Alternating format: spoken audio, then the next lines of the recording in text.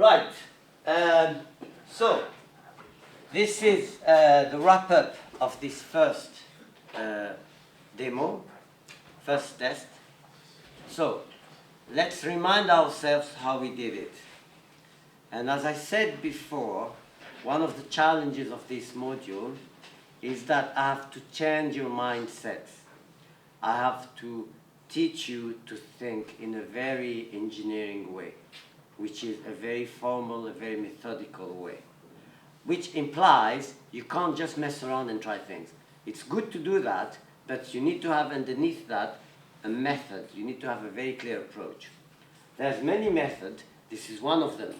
You start by having an idea.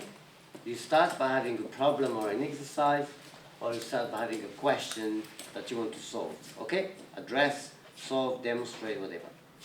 So, in our case, we took the blink. That was our exercise. We looked for existing solution. Lucky us, we had the circuit schematic, the circuit overview, and you had the program that already existed. So that means we could stick to one of the golden rules, which is to be lazy. We then built the circuit, and we had a team following with their fingers from the ground all the way back to the Arduino board how the circuit worked, and few of you found mistakes. A lot of you didn't want to do that, thinking it was completely useless. It's to be methodical. You start, you follow with your fingers, to make sure you don't miss anything. The components are small, the connections are very small, they're often loose, so if you don't follow with your finger, you might miss something. You might miss a misalignment or something.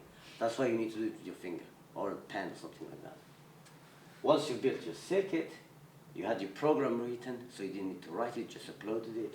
You tested it, verified it, and then you connected the Arduino to the USB cable, and you connected the USB cable to the USB port of your computer, and you could then upload your program to get it to run. Okay? Now, what we have to look at is something in slightly more details, is this. We have the general anatomy of the software, the general anatomy of an Arduino program, and of any program in anywhere that you're going to be working with. You start, you have comments. That comments are not for the compiler, not for the Arduino board. Comments are explanations, legalese, disclaimers, suggestions, references, version numbers, etc. of your program. It's always good to put your name and to put the date when it was created. Okay? I will put that on the Facebook. Why is she doing? Listen, don't try to do other things. I will write all this on the Facebook. Listen, that's more important. So you have the comments. Right? Always put all the comments you want there. So for example, you discover that the blinking at 50 milliseconds makes it look like a flash. Put that there. Any comments you have, put more comments than you think you should. The more comments you put, the better it is. And I'll explain to you later why. Second, we have the variables.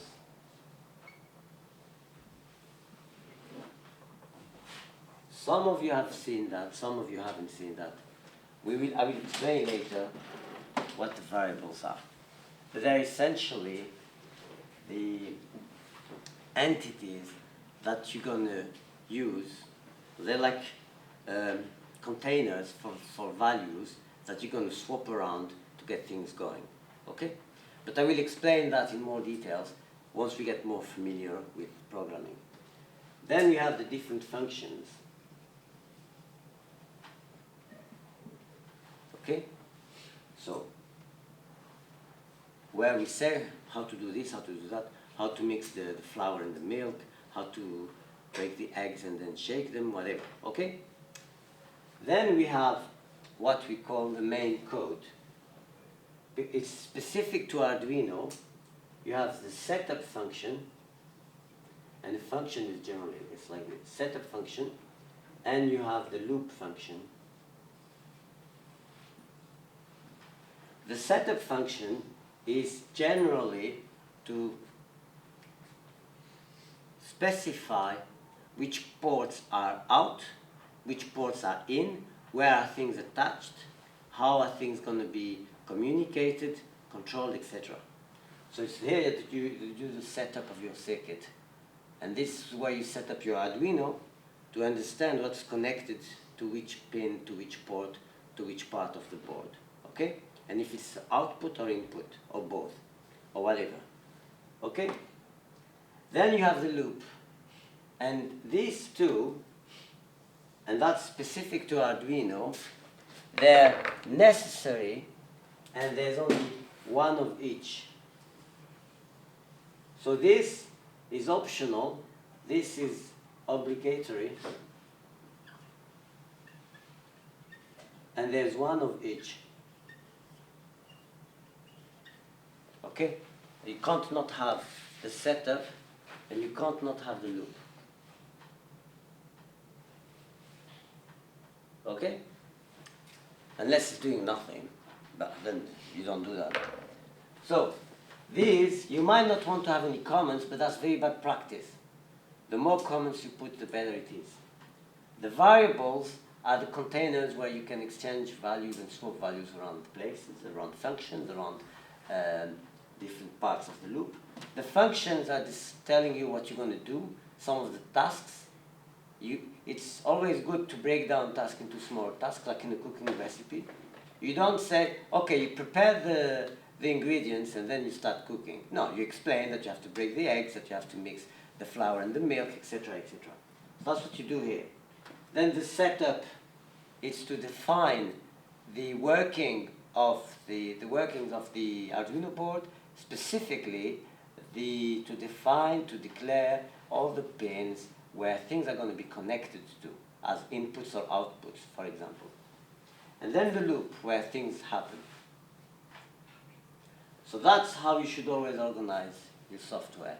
At the moment we're using software that already exists, but later we will write our own software and we learn to use this as a general principle, guiding principle. Any questions? Yeah? The functions, does that contain, within that category, have you got all the direct instructions to the circuit? Like, you know, blink this much, blink that much? Yes, in certain cases, yes. Mostly, yes. But can contain other things. In general, a good practice is to have as many functions to keep the loop very simple. So the loop is just calling these functions. So when you're cooking the pancakes, you just say, pour the butter in the pancake pan and make sure they're flat, and then you're cooking. You don't say, pour the butter that you've made with the milk, and all that, because you've done that before. So you do a lot in the you define a lot of tasks, a lot of events in the functions, so that in the loop it's very neat and simple. And that leads me to the key point that I wanted to teach you today, is the more readable, humanly readable program you have, the better. So the more you have a program that you can read and understand, doesn't use obscure variables, doesn't use obscure function names, doesn't have no comments, the better. That's why you put a lot of comments, you use self-explanatory names for variables and functions, and you keep everything clear. You put comments everywhere. So when, this morning we started, I did a demo of the Blink program, I called the delay that I created as a variable my delay. I called the pin where the LED was going to be connected LED underscore pin. So it's self-explanatory as a name. Okay? And that helps you as a programmer to immediately understand the code. And that's what's very important, is readability of the code. Okay? So we've done that. We're going to stop here. And what you're going to do next week we're going to carry on doing more things. What I want you to do now is to mess around with the delay, create different delays and see how that changed the blinking. Okay? Thank you.